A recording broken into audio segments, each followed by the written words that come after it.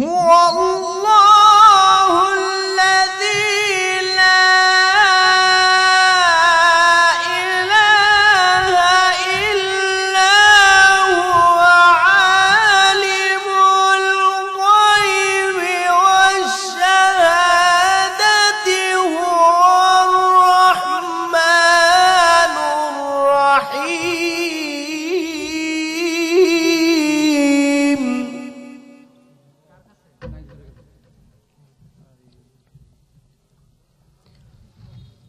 هو الله الذي لا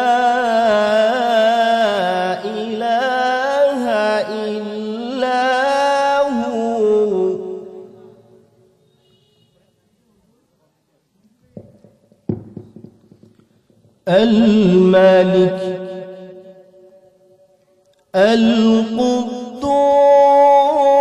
القدوس السلام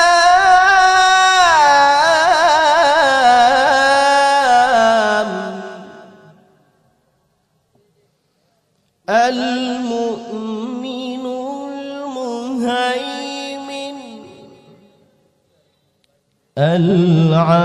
العزيز الجبار المتكبر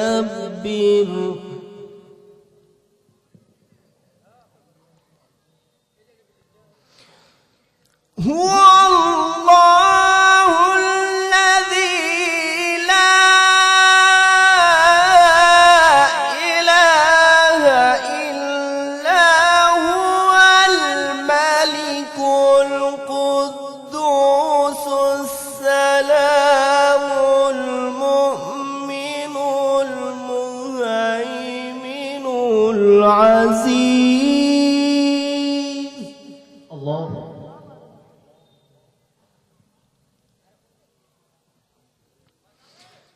الملك القدوس السلام المؤمن المهيمن العزيز الجبار المتكبر سبحان الله عما يشركون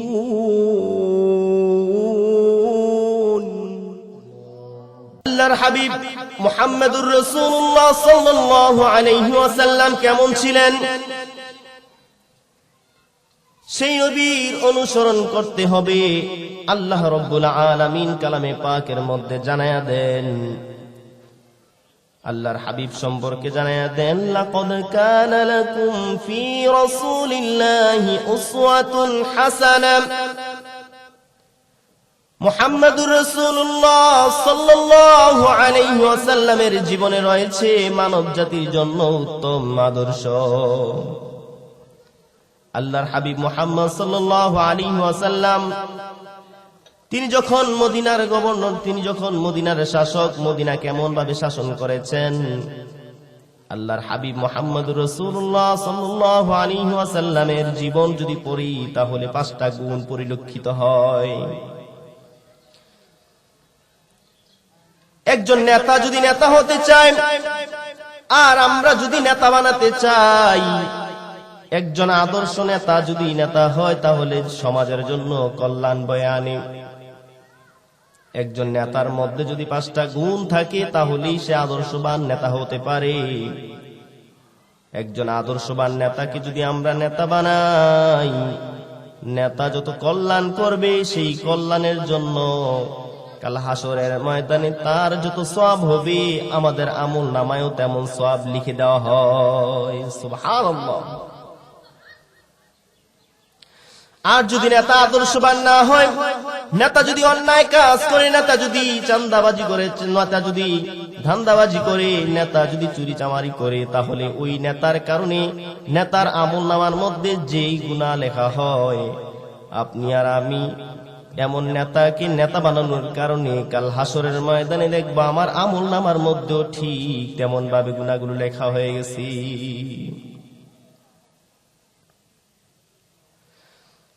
আল্লাহর হাবিব মুহাম্মদুর রাসূলুল্লাহ সাল্লাল্লাহু আলাইহি ওয়াসাল্লাম বলেন, আলা কুল্লুকুম রাঈন ওয়া কুল্লুকুম মাসউলুন আন রাইয়াতিহি।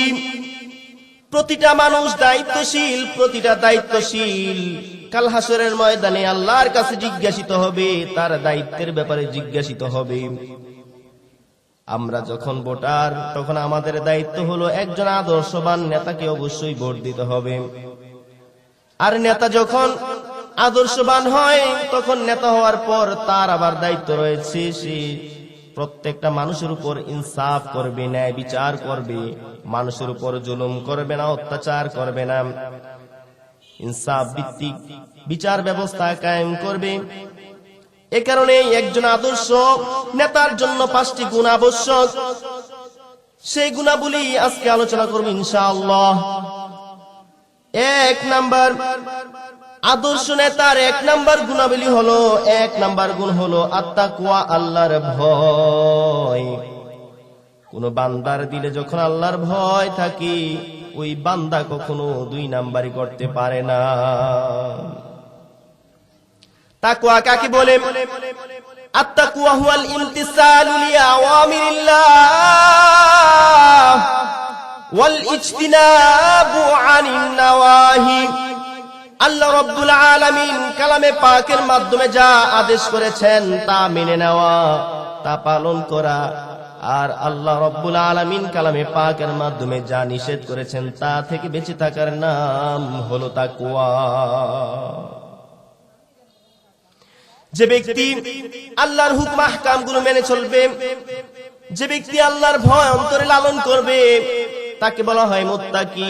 আর মুত্তাকির পরিচয় দিতে গিয়ে আল্লাহ রাব্বুল আলামিন কালামে পাকের মধ্যে ইরশাদ করে জানিয়ে দেন, আল্লাযীনা ইউমিনুনা বিল গায়ব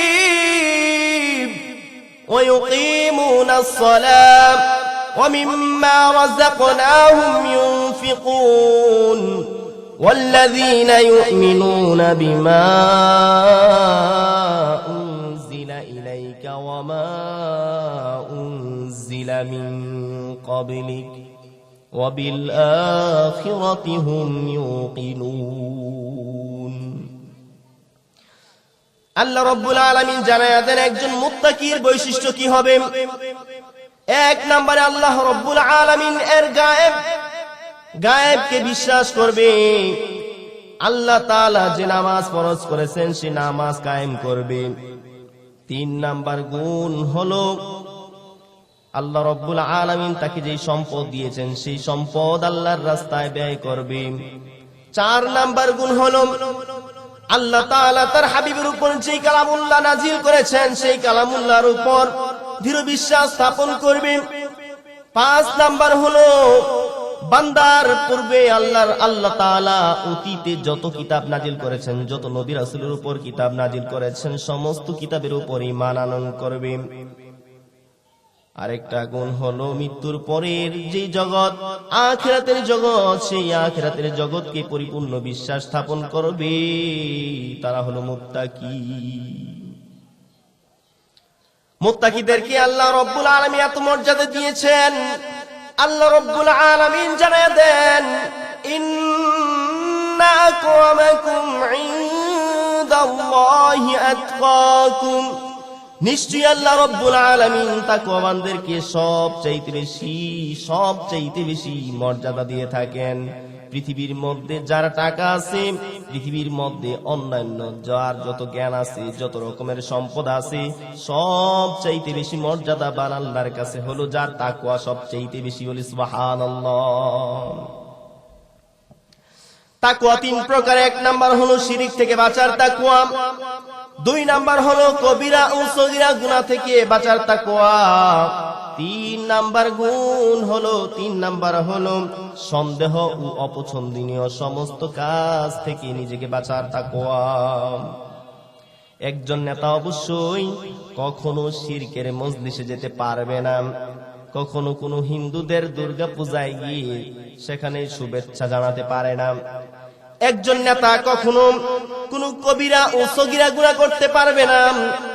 একটা নেতা অবশ্যই সন্দেহযুক্ত কোনো ইবাদত করতে পারবে না, সন্দেহযুক্ত কোনো কাজ করতে পারবে না। এই কাজটা কি হালাল না হারাম, এই কাজটা করলে কি সওয়াব হবে না গুনাহ হবে, এটা যখন জানবে না এই কাজটাও করবে না। একটা নেতা সব সময় প্রত্যেকটা বিষয়ের উপর তাকওয়াবান হবে। একজন আদর্শবান নেতার 2 নাম্বার গুণ হলো ন্যায় বিচারক, ন্যায় বিচার করা। একজন ন্যায় বিচারক কেমন হবে? আল্লাহ রাব্বুল আলামিন বলেন, যখন একজন নেতা হবে, নেতা হওয়ার পর অবশ্যই সে ন্যায় বিচার করতে হবে। এই কারণে আল্লাহ রাব্বুল আলামিন কালামে পাকের মধ্যে নির্দেশ দিয়ে বলেন, ইন্নাল্লাহা ইয়া'মুরু বিল আদল, নিশ্চয়ই আল্লাহ রাব্বুল আলামিন তোমাদেরকে ন্যায় প্রতিষ্ঠার জন্য হুকুম করেছেন, ন্যায় বিচার করার জন্য আল্লাহ রাব্বুল আলামিন নির্দেশ দিয়েছেন। আর ন্যায় বিচারককে যিনি ভালোবাসেন তিনার নাম হলো আল্লাহ। সুবহানাল্লাহ। আল্লাহ রাব্বুল আলামিন যে ন্যায় বিচারককে ভালোবাসেন, আল্লাহ তাআলা কালামে পাকের মধ্যে ইরশাদ করে জানিয়ে দেন, ইন্নাল্লাহা ইউহিব্বুল মুকসিতিন, নিশ্চয়ই আল্লাহ রাব্বুল আলামিন ন্যায় বিচারকদেরকে ভালোবাসেন। ন্যায় বিচারক যারা তারা তাদেরকে আল্লাহ রাব্বুল আলামিন ভালোবাসেন। আর এই ভালোবাসার প্রতিদান কি দিবেন? আল্লাহর হাবিব মুহাম্মদুর রাসূলুল্লাহ সাল্লাল্লাহু আলাইহি ওয়াসাল্লাম জানায়া দেন, সাবআতু ইউযিল্লুহুমুল্লাহু ফি যিল্লিহি ইয়াওমা লা যিল্লা ইল্লা যিল্লুহু, আল ইমামুল আদিল। আল্লাহর হাবিব মুহাম্মদুর রাসূলুল্লাহ সাল্লাল্লাহু আলাইহি ওয়াসাল্লাম বলেন, কাল হাসরের ময়দানে মানুষগুলো এত পেরেশান হবে, পেরেশানির কারণে তার শরীরের ঘাম ঝরতে ঝরতে তার কান পর্যন্ত চলে আসবে। কান পর্যন্ত যখন চলে আসবে, মানুষগুলো পেরেশান, কোনো উপায় নাই, বাঁচার কোনো জায়গা নাই, আশ্রয়ের কোনো কেন্দ্র নাই। আল্লাহর হাবিব মুহাম্মদুর রাসূলুল্লাহ সাল্লাল্লাহু আলাইহি ওয়াসাল্লাম বলেন, সেই কঠিন মুহূর্তে আরশের ছায়ার মধ্যে জায়গার মধ্যে কোনো থাকবে না পেরেশানি, সেই জায়গার মধ্যে আল্লাহ রাব্বুল আলামিন 7 শ্রেণীর মানুষকে আশ্রয় দিবে। 7 শ্রেণীর মানুষকে যে আশ্রয় দিবে, সেই 7 শ্রেণীর প্রথম শ্রেণীর নাম হলো ন্যায় বিচারক। সুবহানাল্লাহ।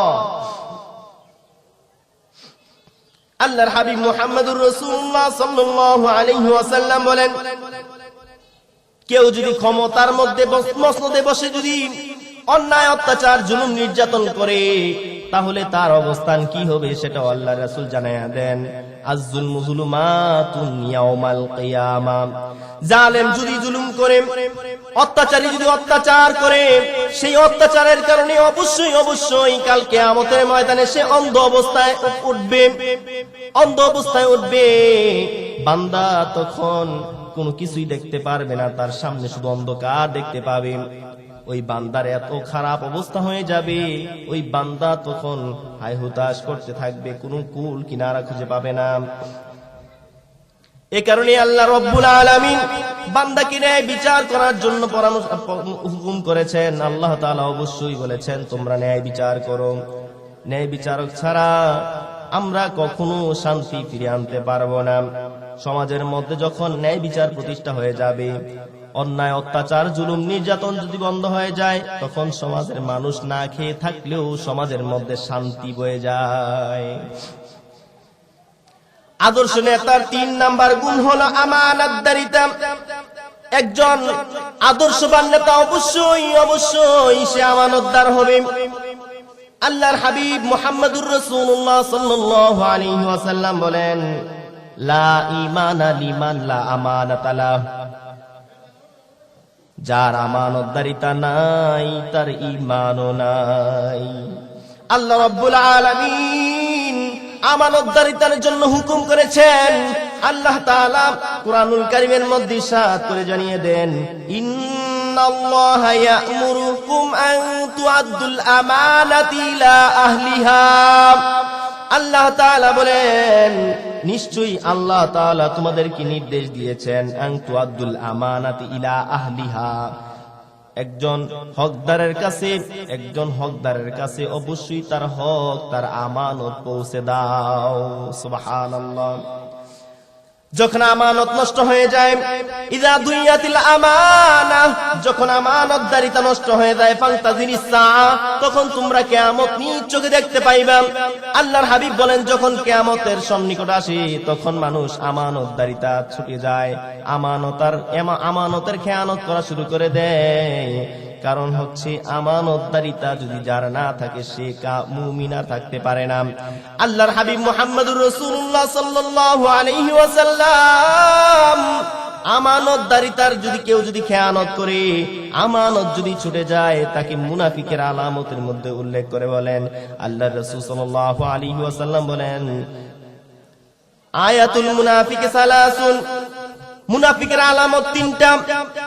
এক নাম্বার হলো ইযা হাদ্দাসা কাযাবা, যখন কোনো কথা বলে তখন মিথ্যা বলে।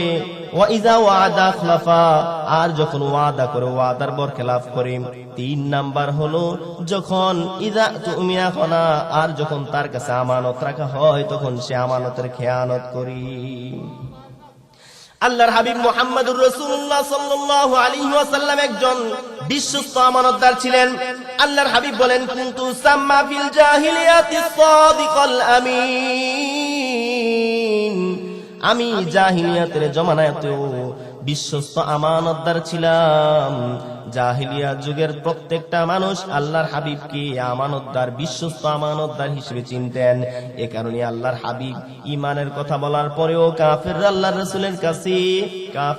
রাসূলের কাছে আমানত নিয়ে আসতো, আমানত রাখতো, সম্পদ রাখতো, বিশ্বাস করতো বলেই সম্পদ রাখতেন। আল্লাহর হাবিব কখনো খেয়ানত করেন নাই। কাফেররা যখন নির্যাতন করেন, আল্লাহ রাব্বুল আলামিনের নির্দেশে আল্লাহর রাসূল সাল্লাল্লাহু আলাইহি ওয়াসাল্লাম মক্কা থেকে মদিনায় যাবেন। মক্কা থেকে মদিনায় যাওয়ার সময় আল্লাহ রাব্বুল আলামিনের নির্দেশে হযরত মুহাম্মদ সাল্লাল্লাহু আলাইহি ওয়াসাল্লাম হিজরতের জন্য বের হয়ে যাবেন। কিন্তু অনেক কাফেরের এখনো সম্পদ আল্লাহর রাসূলের কাছে আমানত। আল্লাহর হাবিব মুহাম্মদুর রাসূলুল্লাহ সাল্লাল্লাহু আলাইহি ওয়াসাল্লাম হযরত আলী রাদিয়াল্লাহু তাআলা আনহুর কাছে সমস্ত সম্পদগুলো দিয়ে বললেন, প্রত্যেকটা হকদারের কাছে তার আমানতগুলো দিয়ে দিবা। আল্লাহ রাসূল সাল্লাল্লাহু আলাইহি ওয়াসাল্লাম কত বড় বিশ্বস্ত ছিলেন, কাফের শত্রুতা করা সত্ত্বেও সেই কাফেরের সম্পদকে মেরে দেয় নাই। আমানত চার প্রকার। এক নাম্বার আমানত হলো সম্পদের আমানত, দুই নাম্বার আমানত হলো নেতৃত্বের আমানত, তিন নাম্বার আমানত হলো কথার আমানত, চার নাম্বার নেতৃত্ব, চার নাম্বার আমানত হলো অবশ্যই শরীয়তের আমানত। এই চারটা আমানত অবশ্যই একটা নেতার মধ্যে থাকতেই হবে। যখন সরকারি ফান্ড থেকে যখন বাজেট আসে তখন নেতার কাছে আসে, একজন এমপির কাছে যখন বাজেট আসে অবশ্যই সে এই আমানতের খেয়ানত করবে না। এর প্রাপক প্রত্যেকটা মানুষকে সেই প্রাপকের প্রত্যেকটা সম্পদ আদায় করতেই হবে। সম্পদ যদি সঠিকভাবে আদায় না করে অবশ্যই খেয়ানতকারী হিসেবে আল্লাহর দরবারে উঠতে হবে। তখন আল্লাহ রাব্বুল আলামিন তাকে অবশ্যই মুসলমান চিহ্নিত করবেন না। ক্ষমতার আমানত যখন তাকে দেওয়া হয়, ক্ষমতা যখন দেওয়া হয় তখন ইচ্ছে করলেই সে জুলুম করতে পারে। অবশ্যই একজন সত্যিকারের আদর্শবান নেতা এমন করবে না যে সে আমানতের খেয়ানত করবে, তার ক্ষমতার মাধ্যমে অপব্যবহার করবে, ক্ষমতার অপব্যবহার করে একজন নিষ্পাপ, একজন নির্দোষ মানুষকে তাকে দোষে সাব্যস্ত করবে। এই কারণে আল্লাহ রাসূল সাল্লাল্লাহু আলাইহি ওয়াসাল্লাম বলেন, ইযা দুইয়াতিল আমানা ফান্তাজিরিস সাআ, যখন তোমরা দেখবা আমানতের খেয়ানত হচ্ছে তখন দেখবা কিয়ামত সন্নিকটে।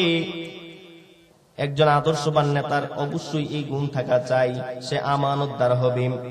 একজন আদর্শবান নেতার 4 নাম্বার গুণ হলো আশ-শুরা, পরামর্শ গ্রহণ করা। আল্লাহ রাব্বুল আলামিন কালামে পাকের মধ্যে আল্লাহর হাবিবকে নির্দেশ দিয়ে বললেন, ওয়াশাওিরহুম ফিল আমর, ইয়া নবী ও আল্লাহর রাসূল, আপনি অবশ্যই যখন কোনো কাজ করবেন আপনার সাহাবীদেরকে নিয়ে কাজ করবেন।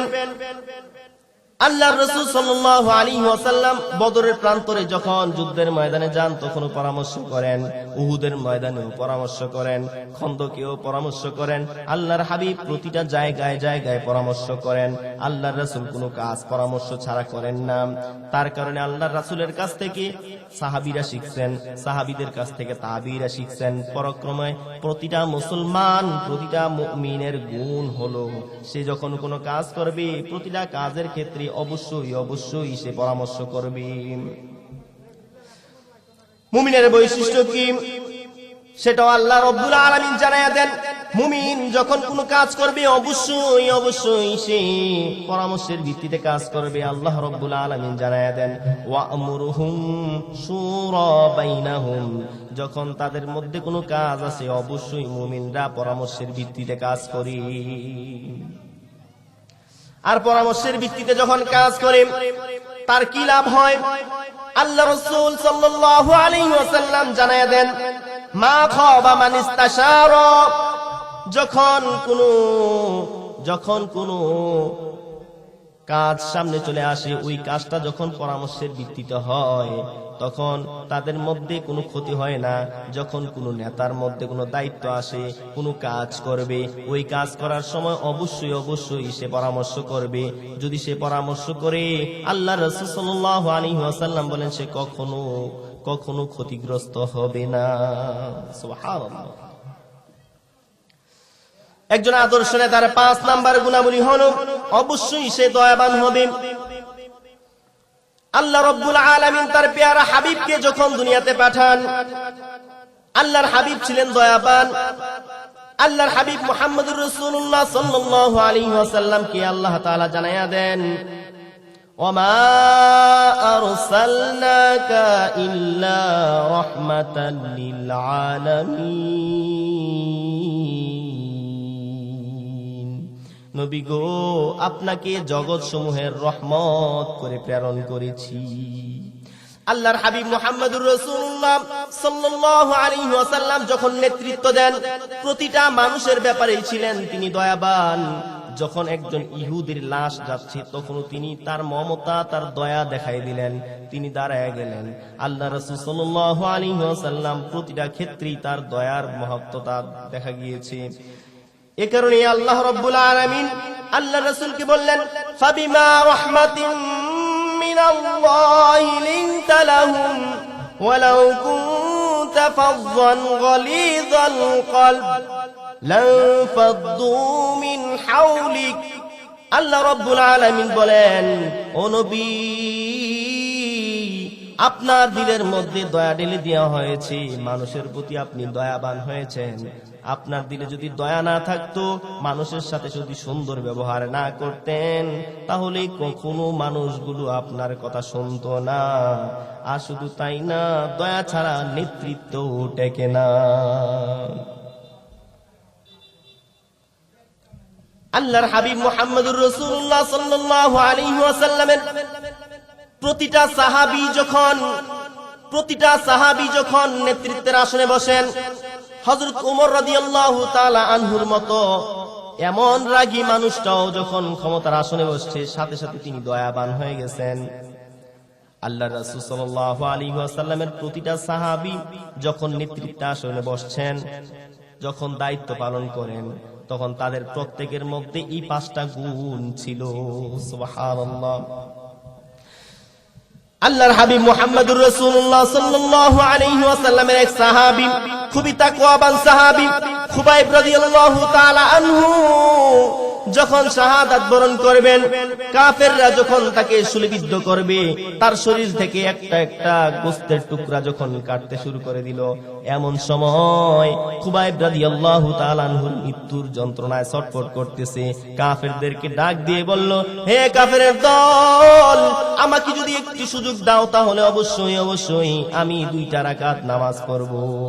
তখন খুবাইব রাদিয়াল্লাহু তাআলা আনহু কত সুন্দর করে নামাজ পড়লেন। একজন তাকওয়াবান ব্যক্তি, তখনও মুসলমান হন নাই, কাফের। এই দৃশ্য দেখার পর অবাক হয়ে গেলেন। মৃত্যুর সাথে পাঞ্জা লড়ছে, একটু পর তার জীবন বের হয়ে যাবে।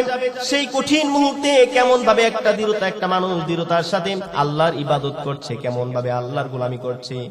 কতটা দৃঢ়ভাবে সে আল্লাহর প্রেমে মশগুল। আল্লাহ রাসূল সাল্লাল্লাহু আলাইহি ওয়াসাল্লামের সাহাবীকে যখন প্রস্তাব করা হলো, হে খুবাইব, তোমাকে যদি আমি ছেড়ে দিতে চাই আর তোমার জায়গায় যদি মুহাম্মদুর রাসূলুল্লাহ সাল্লাল্লাহু আলাইহি ওয়াসাল্লামকে যদি আনতে চাই, তুমি কি তা প্রস্তাব কবুল করবে নাকি? আল্লাহ রাসূল সাল্লাল্লাহু আলাইহি ওয়াসাল্লামের সাহাবী হযরত খুবাইব রাদিয়াল্লাহু তাআলা আনহু বলেন, আমার শরীরের একটা অংশের মধ্যে যদি একটা কাঁটাও যদি বিধে আর ওই কাঁটার বিনিময়ে যদি আল্লাহর রাসূলকে যদি কোনো কষ্ট দিতে চায়, আমি খুবাইব থাকতে কখনো মুহাম্মদকে কষ্ট দিতে দিব না। এই দৃশ্য দেখে তখন যখন তাকে কষ্ট দিয়ে হত্যা করা হবে, সাথে সাথে আল্লাহর দরবারে হাত বানাইয়া খুবাইব রাদিয়াল্লাহু তাআলা আনহু চোখের পানি ছেড়ে দিয়ে আল্লাহর কাছে দোয়া করে, আল্লাহ, ও প্রাণের আল্লাহ, তাকায়া দেখেন যে কাফেররা আজকে আমাকে কষ্ট দিতেছে, আপনি প্রত্যেকের নামগুলো আপনার খাতায় লিখে নেবেন, প্রত্যেককে আপনি অবশ্যই অবশ্যই বিচার করবেন। তাকওয়াবান সে এখনো কাফের থেকে মুসলমান হয় নাই, সে এই বদদুয়াটা দেখে রাতে যখন ঘুমাতে যায় মনে হয় যখন আকাশ থেকে পাথর এসে তার উপরে পড়বে। যখন সে ঘুম থেকে ঘুম ভেঙে যায়, যখন সে বসে থাকে, এমন সময় মনে হয় যেন তার উপরে সে কল্পনার জগতে হারাইয়া যায়, না জানি এখন আমার উপর গজব চলে আসে। অন্তরের মধ্যে জ্বালা শুরু হয়ে যায়, ঈমানের জ্বালা। আল্লাহর হাবিব মুহাম্মদুর রাসূলুল্লাহ সাল্লাল্লাহু আলাইহি ওয়াসাল্লামের কাছে চলে যান, কালিমা পড়ে মুসলমান হয়ে যান। হযরত ওমর রাদিয়াল্লাহু তাআলা আনহুর খেলাফতের সময় হযরত সাঈদ বিন আমির আল জুমাহি, সাঈদ বিন আমির আল জুমাহি আল্লাহর রাসূল সাল্লাল্লাহু আলাইহি ওয়াসাল্লামের এমন সাহাবী, তার তাকওয়ায় পরিপূর্ণ। হযরত ওমর রাদিয়াল্লাহু তাআলা আনহুর খেলাফতের সময় হযরত ওমর রাদিয়াল্লাহু তাআলা আনহুর কাছে যান, যাওয়ার পর বলতেছেন, হে ওমর, খেলাফতের মসনদে বসেছ, তোমাকে আমি কয়েকটা উপদেশ দেই। এক নাম্বার উপদেশ হলো, যখন তুমি নিজের জন্য যা পছন্দ করবা, তামাম তোমার এরিয়াতে যত মানুষ আছে প্রত্যেকের জন্য তা পছন্দ করবা। নিজের জন্য যা পছন্দ করবা, প্রতিটা মানুষের জন্য তা পছন্দ করবা। হে ওমর, যোগ্য ব্যক্তিকে যোগ্য স্থানে বসাবা, কখনো জবানে যা বলেছো তার বরখেলাপ করবে না। হযরত ওমর রাদিয়াল্লাহু তাআলা আনহু বললেন, হে সাঈদ বিন আমির আল জুমাহি, তুমি আমাকে ক্ষমতার মসনদে বসাইয়া তুমি দায়িত্ব মুক্ত থাকতে পারবা না। যাও যাও যাও, তোমাকে আমি হিমসার গভর্নর বানাইয়া দিলাম। সুবহানাল্লাহ। সাঈদ বিন আমির আল জুমাহি ক্ষমতার মসনদে যখন বসবেন, তার তাকওয়া কি? বলতেছে, হে ওমর, সাবধান, তুমি আমাকে এই চেয়ারে বসাইও না, আমি এটা যোগ্য না, আমাকে এখানে বসাইও না।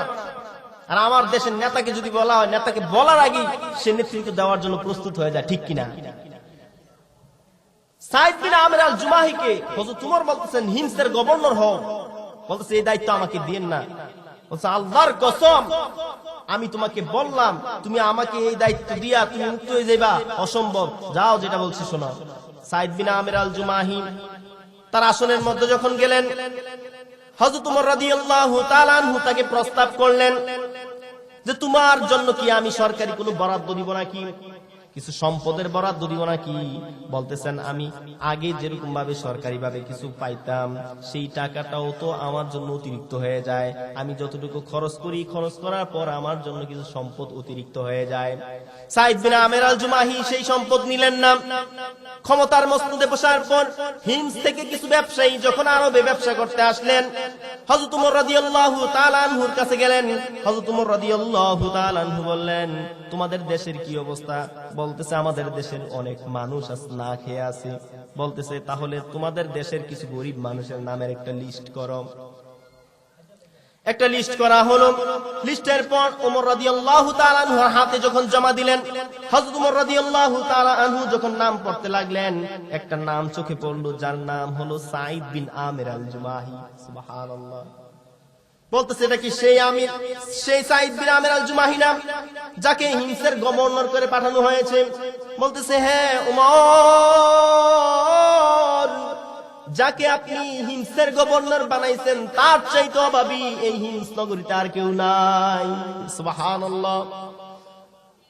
হযরত ওমর রাদিয়াল্লাহু তাআলা আনহু অবাক হয়ে গেলেন, আরে কেমন মানুষগুলোকে হিমসের গভর্নর বানাইলাম। নিজের তহবিল থেকে 1000 দিরহাম ওই বণিকদের কাছে দিয়ে বললেন, যাও এই হাদিয়াগুলো খাস সাইদ বিন আমির আল জুমাহির জন্য দিয়ে দিলাম।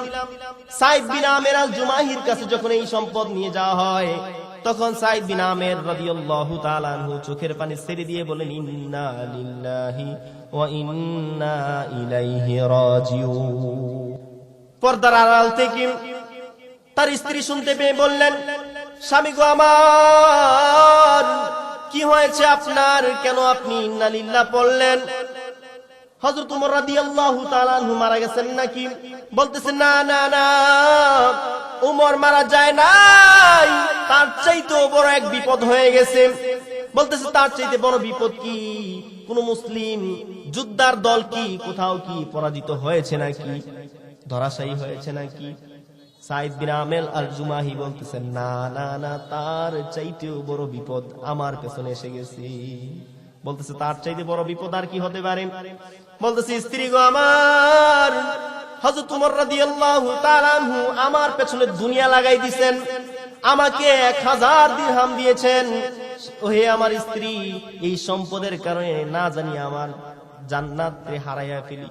ও আমার স্ত্রী, এই সম্পদগুলো আমি রাখতে পারবো না। স্ত্রীও তেমন তাকওয়াবান, বলতেছেন সম্পদগুলো আমার কাছে দেন, দেখি কি করা যায়। সম্পদগুলো কাছে নিলেন, নেওয়ার পর প্রত্যেকটা টাকাগুলো আলাদা আলাদা পুটলি করে এলাকাতে যারা গরিব আছে সেই গরিবদের মাঝে বিলি করে দেন।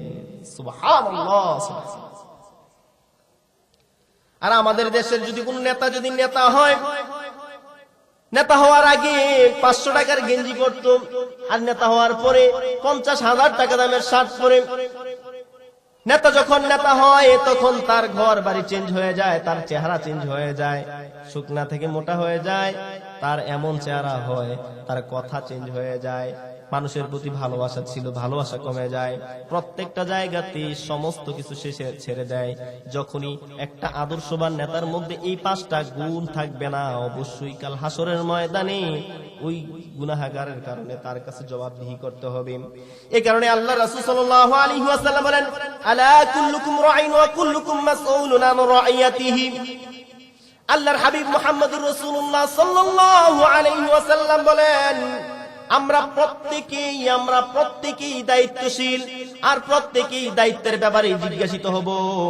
আল্লাহ রব্বুল আলামিন কাল হাসরের ময়দানে যদি আপনাকে আর আমাকে জিজ্ঞেস করেন, হে আমার বান্দা, তোমাকে আমি একটা জিনিস দিয়েছিলাম, তুমি ভোট দেওয়ার অধিকার রাখতে, একটা নেতাকে নেতৃত্ব দেওয়ার জন্য তোমার ভোটের প্রয়োজন হইতো, তুমি যখন তাকে ভোট দিয়েছো, তুমি এই 5টা জিনিস তুমি দেখেছো কিনা? তার মধ্যে তাকওয়া আছে কিনা দেখছো কিনা? সেই ন্যায় বিচার করতে পারে কি দেখছো কিনা? তার মধ্যে আমানত দ্বারা আছে কিনা দেখছো কিনা? সে পরামর্শের মাধ্যমে কোনো কাজের নেতৃত্ব দেয়, তা তুমি দেখেছো কিনা? তুমি ওই নেতার মধ্যে দয়া ও মহানুভবতা তুমি দেখেছো কিনা? এই জিনিসগুলা যখন আমরা দেখাতে পারবো না, কাল হাসরের ময়দানে আল্লাহর কাছে আটকাই যাব। কারণ আল্লাহ রব্বুল আলামিন কালামের মধ্যে বলে দেন, কালামের মধ্যে জানায় দেন, ফামাইয়া আমাল মিসকালা যাররাতিন খায়রান ইয়ারা ওয়া মাইয়া আমাল মিসকালা যাররাতিন শাররান ইয়ারা। প্রতিটা মানুষ বিন্দু বিন্দু নেক আমল যে করে, প্রত্যেকটা নেক আমল আল্লাহ রব্বুল আলামিন তাকে দিবেন। একটা বান্দা যখন বিন্দু পরিমাণ কোনো বদ আমল করে, বিন্দু পরিমাণ কোনো কাজ করে, ওই কাজের বিনিময়ে আল্লাহ রব্বুল আলামিন তাকে জাহান্নাম দিয়ে দিবে। এই কারণে অবশ্যই আমরা সাবধান হতে হবে। নেতা বানানোর ক্ষেত্রে আমরা অবশ্যই 5 গুণের অধিকারী ব্যক্তিকে বানাতে হবে। যখন আমরা এই নেতা যখন পাবো না, এই বাংলাদেশ 50 বছরের অধিক হয়ে গেল, কিন্তু এমন নেতার যখন নেতৃত্ব নাই, এমন মানুষরা যখন নেতৃত্বের আসনে বসে না, তখনই দেশের মধ্যে অরাজকতা, চুরি, বাটপারি, দান্দাবাজি, বিদেশে বাড়ি করে এই কারণেই আমাদেরকে অবশ্যই সচেতন হতে হবে। এই যে দেশের সম্পদ, কোটি কোটি টাকার সম্পদ বাজেট আসে, 100 কোটি টাকা বাজেট আসে, আর 50 কোটি টাকা নিজে খায়, 50 কোটি টাকা রাস্তার জন্য ব্যয় করে, সেখানেও 2 নাম্বারই। তার কাছে যখন সম্পদ যায়, বিদেশে পাড়ি জমায়, তখন সে এই সম্পদের মূল্যায়ন করে না, ঠিক কিনা? আল্লাহর হাবিব মুহাম্মদুর রাসূলুল্লাহ সাল্লাল্লাহু আলাইহি ওয়াসাল্লামের নেতৃত্ব কেমন ছিল? যখন নেতৃত্ব দিবেন, কে হিন্দু, কে বৌদ্ধ, কে খ্রিস্টান, কেউ মূর্তি পূজারক, আল্লাহর রাসূল দেখেন নাই যখন মদিনার গভর্নর হন, তখন খাজরাজ গোত্রের, কুরাইজা গোত্রের যত ইহুদি আছে তাদের সাথেও পরামর্শ করলেন, যারা মূর্তি পূজক আছেন তাদের সাথেও পরামর্শ করলেন, যারা খ্রিস্টান আছে তাদের সাথেও পরামর্শ করলেন। আল্লাহর হাবিব মুহাম্মদুর রাসূলুল্লাহ সাল্লাল্লাহু আলাইহি ওয়াসাল্লাম তাদেরকে নিয়ে সমঝোতার মাধ্যমে রাষ্ট্র পরিচালনার চিন্তা করলেন। রাষ্ট্র যখন পরিচালনা করবেন, অবশ্যই প্রত্যেকটা মানুষকে ভালোবাসতে হবে, প্রত্যেকের হক আদায় করতে হবে। আল্লাহর রাসূল সাল্লাল্লাহু আলাইহি ওয়াসাল্লাম এর বিরোধিতা কাফেররাও করছে। আমাদের এলাকাতে যখন কোন নেতা হয়, সবাই তাকে পছন্দ করে না। আমি যখন এমপি ইলেকশন করব, তখন আমাকে সবাই ভোট দিবে না। আমি নেতা হওয়ার পরে অবশ্যই আমার মধ্যে এই গুণটা থাকতে হবে। এলাকাতে আমার বিরোধী মানুষ থাকতে পারে, কিন্তু আমি প্রত্যেকটা মানুষের দায়িত্ব যখন আমি পেয়েছি, প্রত্যেকটা মানুষের হক আমি আদায় করতেই হবে। আল্লাহ রাসূল সাল্লাল্লাহু আলাইহি ওয়াসাল্লাম সবার সাথে পরামর্শ করতেন, প্রত্যেকটা জিনিসের ব্যাপারে পরামর্শ করতেন। শুধু মুহাম্মদুর রাসূলুল্লাহ সাল্লাল্লাহু আলাইহি ওয়াসাল্লাম না, স্বয়ং আল্লাহ রাব্বুল আলামিনের বৈশিষ্ট্য ছিল, যখন কোনো কাজ করতেন পরামর্শ করতেন। এই কারণে আল্লাহ রাব্বুল আলামিন সূরা বাকারার 30 নম্বর আয়াতের মধ্যে জানায়া দেন, وَإِذْ قَالَ رَبُّكَ لِلْمَلَائِكَةِ إِنِّي جَاعِلٌ فِي الْأَرْضِ, আমি জমিনের মধ্যে মানুষ সৃষ্টি করতে চাই, মানুষ সৃষ্টি করতে চাই। ফেরেশতার সাথে পরামর্শ করেন। সুবহানাল্লাহ। আল্লাহ তাআলা যার সৃষ্টি এই জগৎ, ফেরেশতাও আল্লাহর সৃষ্টি, মানুষ আল্লাহর সৃষ্টি, এই জমিনে যা কিছু আছে সব আল্লাহর সৃষ্টি। সব আল্লাহর সৃষ্টি হওয়া সত্ত্বেও আজকে আল্লাহ রাব্বুল আলামিন মানুষ বানাবেন, ফেরেশতাদেরকে নিয়ে বসলেন। ফেরেশতাদেরকে বললেন, হে আমার ফেরেশতারা, শোনো শোনো শোনো, আমি দুনিয়াতে প্রতিনিধি বানাতে চাই, মানুষ বানাতে চাই, তোমাদের পরামর্শ কি? ফেরেশতারাও জানলেন যে দুনিয়াতে যে মানুষ পাঠানো হবে, সেই মানুষরা অত্যাচার করবে, মানুষের রক্ত ঝরাবে, মানুষকে খুন করবে। বলতেছেন যে এমন একদল মানুষকে পাঠাবেন যারা দুনিয়াতে অত্যাচার নির্যাতন করবে, যারা নিজেরা যুদ্ধ করে রক্ত ঝরাবে। ও আল্লাহ, আমরা কি আপনার তাসবিহ পাঠ করি না? আমরা কি আপনার ইবাদত করি না? আপনি আবার কিসের জন্য মানুষ বানাইবেন? আল্লাহ রাব্বুল আলামিন জানাই দেন, ইন্নী আ'লামু মা তা'লামুন, ইন্নী আ'লামু মা তা'লামুন, নিশ্চয়ই আমি যা জানি তোমরা তা জানো না। আল্লাহ রাব্বুল আলামিনের প্ল্যান কত সুন্দর, মানুষ বানাইলেন, অন্যায় অত্যাচার করে, মানুষ গুনাহ করে। আল্লাহর রাসূল সাল্লাল্লাহু আলাইহি ওয়াসাল্লাম বলে দেন, কুল্লু বানি আদম খাত্তাউন ওয়া খায়রুল খাত্তাইনা তাওয়াবুন, প্রতিটা বনি আদম গুনার কাজে লিপ্ত হবে, প্রতিটা বনি আদম গুনার কাজে লিপ্ত হয়ে যায়। কিন্তু গুনাহ করার পরেও যেই বান্দা আল্লাহর দরবারে হাত বাড়ায় চোখের পানি ছেড়ে দিয়ে আল্লাহর কাছে কেঁদে কেঁদে বলে, আল্লাহ, গুনাহ করেছি, মাফ চাই, তুমি আমাদের জিন্দেগীর গুনাহ খাতা মাফ করে দাও। আল্লাহ রাব্বুল আলামিন এমন গুনাহগারকেও মাফ করে দেন। আল্লাহ রাসূল সাল্লাল্লাহু আলাইহি ওয়াসাল্লামের হাদিসের মধ্যে খুঁজলে পাওয়া যায়, 100টা খুন করার পরেও যখন আল্লাহর কাছে হাত বাড়িয়ে চোখের পানি ছেড়ে দিয়ে কান্না করে দোয়া করছে, আল্লাহ মাফ করে দাও, আল্লাহ রাব্বুল আলামিন এমন দয়ার সাগর, আল্লাহ তাআলা তাকে ফিরিয়ে দিতে পারে নাই, সাথে সাথে তাকে মাফ করে দিয়েছেন। সুবহানাল্লাহ। একজন নেতা অবশ্যই আল্লাহর ভয়ে কাঁদবে, একজন নেতা অবশ্যই যখন বিচারে বসবে ন্যায় বিচার করতে চাইবে, যত অন্যায় অত্যাচার জুলুম নির্যাতন যত সম্পদ তাকে লোভ দেখানো হোক না কেন, অবশ্যই সে এক চুল পরিমাণ তা থেকে কখনো সে দূরে যাবে না, অবশ্যই ন্যায় বিচার প্রতিষ্ঠা করবে। এই ন্যায় বিচার প্রতিষ্ঠার জন্য বাংলার কিংবদন্তি যুবক যার নাম হলো উসমান গনি বিন হাদি, যে ছিল মাদ্রাসায় পুরো একজন ছাত্র, এত ভালো একটা মানুষ ছিল, মাত্র 32 বয়সের একটা যুবক, মাত্র 32 বছরের একটা যুবক, এমন ভালো একটা মানুষ হক কথা বলতো, ন্যায় বিচার প্রতিষ্ঠার জন্য, ন্যায় বিচার কায়েম করার জন্য সে প্রত্যেকটা দিন কথা বলতো। তার মা তাকে বলতো, বাবারে তোর নিয়ে খুব ভয় হয়, তোর শরীরের মধ্যে একটা সুই পরিমাণ যদি আঘাত খাস সেটা আমি সহ্য করতে পারি না। হাদি তার নিজের চোখের পানি ছেড়ে দিয়ে বলতেছেন, আমি মাসের মধ্যে 10 থেকে 15 দিন অসুস্থ থাকি, অসুস্থ থাকার পরে যখন আমি বাড়িতে যাই আমার শরীরের মধ্যে মা গরম তেল করে পুরো শরীরের মধ্যে আমাকে এত সুন্দর করে মালিশ করে দেয়, আমি যখন ঘুমাই মা আমার কাছে বসে বসে চোখের পানি ছেড়ে দিয়ে কাঁদে, চোখের পানি ছেড়ে দিয়ে যখন কাঁদে চোখের পানিটা আমার শরীরে এসে পড়ে, আমার ঘুম ভেঙে যায়, মা কাঁদছে, আমার শরীরের মধ্যে তার চোখের পানি পড়ছে, মা আমার সামান্য অসুস্থতা যে সহ্য করতে পারে না, আমার শরীরের মধ্যে যদি ক্ষত বিক্ষত দেখে মা কিভাবে সহ্য করবে। তারপরে আল্লাহ রাব্বুল আলামিন আল্লাহ তাআলার দ্বীন প্রতিষ্ঠার জন্য, ন্যায় ইনসাফ প্রতিষ্ঠার জন্য মাঠে নেমেছি। মাকে গিয়ে বললাম, মা দোয়া কইরো এই জমিনের মধ্য থেকে যে অন্যায় অত্যাচার আছে তা দূর করব। মা জিজ্ঞেস করলেন, বাবারে তোমার দরকার নাই, এই কাজগুলো করার দরকার নাই, যাইও না, তোমার শরীরের মধ্যে আঘাত আমি দেখলে সহ্য করতে পারবো না। মাকে বলতেছেন, মা আমি যদি এই অবস্থায় যদি ঘরের এসির ভিতরে যদি মারা যাই, এসির ভিতরে যদি মারা যাই, এমন তো না যে আমার কষ্ট হবে না, আমার শরীরের মধ্যে যদি যেই রক্তটুকু আছে সেই রক্তের বিনিময়ে যদি আমি এই দিনের জন্য, এই দেশের জন্য যদি ন্যায় ইনসাফের জন্য কথা বলে যদি শহীদ হইতে পারি, এই রক্তগুলো যেন আল্লাহর জন্য যদি ঢেলে দিতে পারি, আমার বিশ্বাস আল্লাহ রব্বুল আলামিন আমার জিন্দেগীর সমস্ত গুনাহ মাফ করে দিতে পারবেন।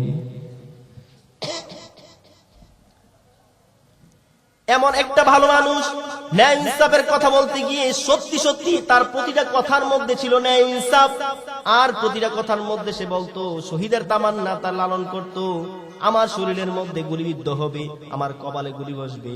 আল্লাহ রাসূল সাল্লাল্লাহু আলাইহি ওয়াসাল্লাম বলেন, যে ব্যক্তি শহীদ হয় সে মৃত্যুবরণ করতে দেরি, তার জন্য জান্নাত দেরি হয় না। সুবহানাল্লাহ। হাদি দুনিয়া থেকে বিদায় নিয়ে গেছে, ইতিহাস সৃষ্টি করে দিয়ে গেছে, প্রতিদিন লক্ষ লক্ষ মানুষ দুনিয়া থেকে বিদায় নিয়ে যায়, প্রতিটা মানুষ দুনিয়া থেকে যায়, মৃত্যুবরণ করে, কিন্তু হাদির মতো মৃত্যু সবার কপালে জোটে না। হাদি যখন মারা যায় মাত্র 32 বছরের যুবক, লক্ষ লক্ষ কোন গণমাধ্যমে প্রচার হয়েছে, প্রায় 20 লক্ষেরও বেশি তার জানাজার মধ্যে মানুষ হয়েছে। সুবহানাল্লাহ। এমন জীবন কররে গঠন, মরিলে হাসিবে তুমি, কাঁদিবে ভুবন। হাদি এমন একটা জীবন তৈরি করেছে, এমন রূপ দেখিয়ে দিয়ে গেছেন, যুব সমাজকে চোখের আঙ্গুল দিয়ে দেখিয়ে গেছেন। হে যুবকরা, তুমি অবশ্যই ন্যায় ইনসাফের জন্য কথা বলতে হবে, ন্যায় ইনসাফের জন্য জীবন দিতে হবে, জীবন দিতে শিখতে হবে। আল্লাহর হাবিবের প্রতিটা সাহাবীর দিলের মধ্যে জিহাদের তামান্না ছিল, হক প্রতিষ্ঠার জন্য জিহাদি তামান্না ছিল। আজকে আমাদের যুবকদের হালাত এমন যে আমরা আমাদের জীবনকে উৎসর্গ করার জন্য প্রস্তুত হই না, খেলায় মত্ত থাকি।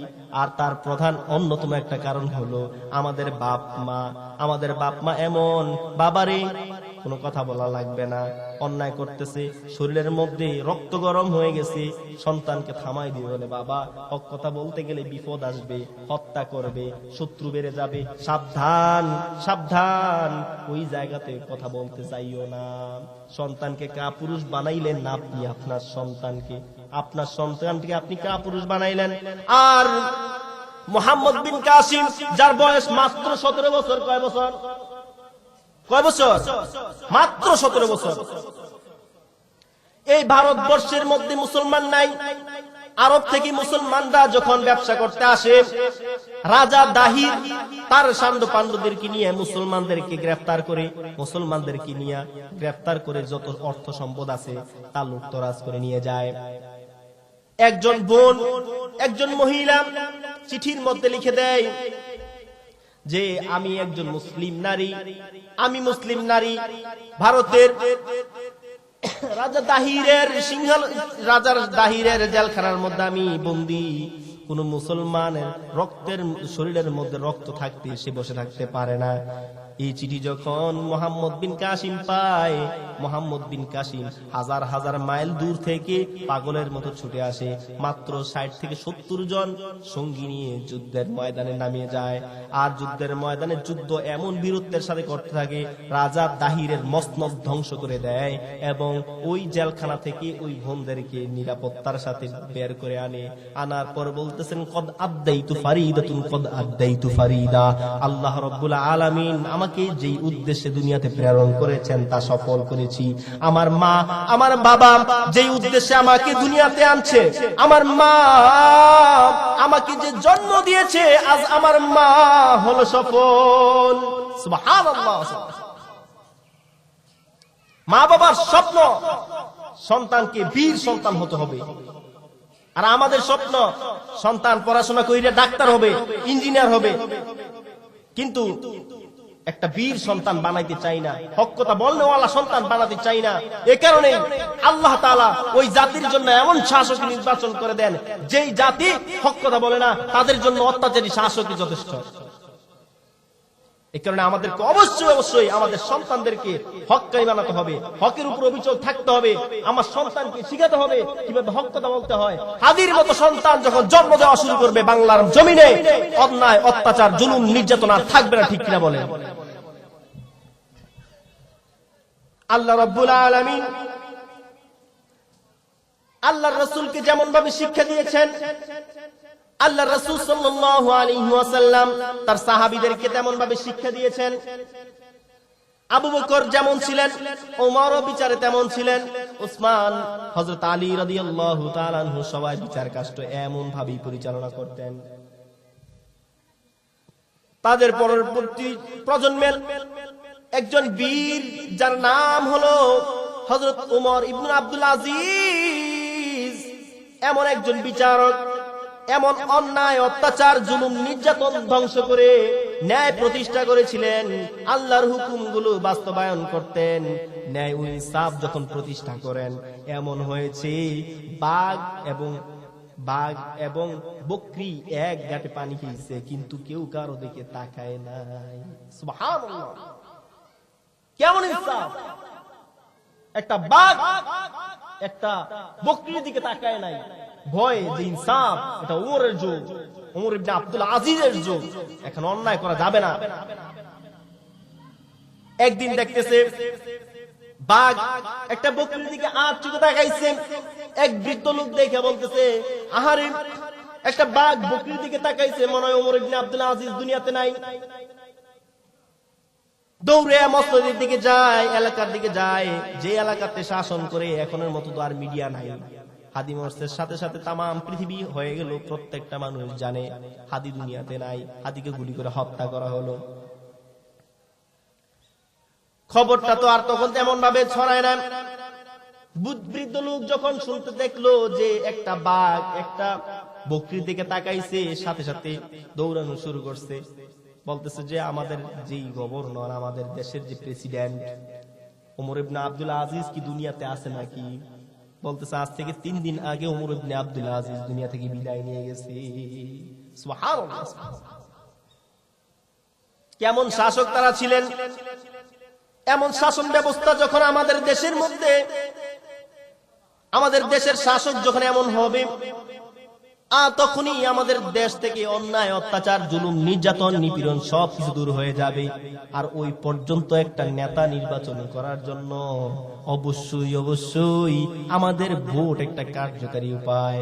আমাদের ভোট যদি হক্কানি এই 5 গুণ অধিকারী একটা ব্যক্তিকে যদি দেওয়া যায়, আগামীর বাংলাদেশ হবে সোনার বাংলাদেশ। আর যদি মনে করেন আমার নেতা, আমি চোখ বন্ধ করে তাকেই ভোট দিব, আমাদের ধর্ম তা শিক্ষা দেয় না। অন্ধভাবে কাউকে অনুসরণ করে আল্লাহ তাআলা শিক্ষা দেয় না। যদি আমি কোরআনের হাদিসের উপরে যদি চলি, কোরআন ও হাদিস মতো যদি কথা বলি, ততক্ষণ পর্যন্ত আপনারা আমার অনুসরণ করা আপনার জন্য ওয়াজিব। কিন্তু যখন আমি কোরআন হাদিস ছাইরা দিলাম, আমার ইত্তেবা, আমার অনুসরণ করা আপনার জন্য জায়েজ নাই। এবার আপনার নেতা যদি বলল আপনি ফেরাউনকে ভোট দেন, আপনি ফেরাউনকে ভোট দিবেন। আপনার নেতা যদি বলেন নমরুদকে ভোট দেন, আমি কলা গাছ বানাই দিলাম, এই কলা গাছের ভোট দিতে হইব। আপনি অন্ধভাবে যদি বলেন আমি তারই ভোট দিতে হইব, আমার নেতাই কইছে, সাবধান সাবধান। এই দুনিয়ার মুলকিয়াত যে রাজত্ব, এই রাজত্ব খুব ক্ষণস্থায়ী রাজত্ব। আল্লাহ রাব্বুল আলামিন হাসরের ময়দানে বলবেন, আনাল মালিক, আমি হলাম প্রতাপশালী, আমি হলাম প্রতাপশালী। আইনা মুলকুল আরদ, জমিনের বাদশারাজ কোথায়, জমিনের রাজারাজ কোথায়, জমিনের নেতারাজ কোথায়? লিল্লাহি ওয়াহিদুল কাহার। আল্লাহ রাব্বুল আলামিন জানায়া দেন, আজকের রাজত্ব সেই মহান প্রতাপশালী আল্লাহ। রাজত্ব কার? রাজত্ব একমাত্র আল্লাহর।